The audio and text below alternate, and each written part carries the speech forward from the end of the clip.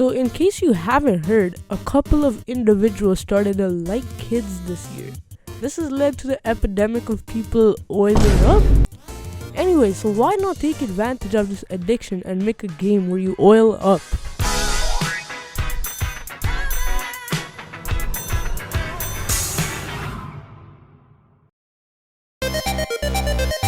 So first, let me tell you the idea of this game. So this game is basically going to be a clone of Cookie Clicker, except you click a bottle of oil that gives you a squirt of oil each time. So let's get started in Unity.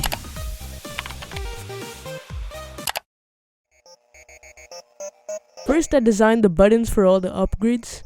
As you can see, we have a couple of references to certain people here. Next, I made this background and put the oil in the game with this code right here.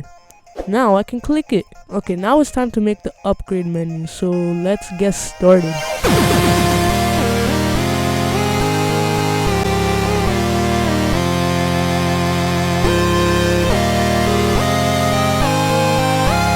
As you can see, we have the upgrades on the side now.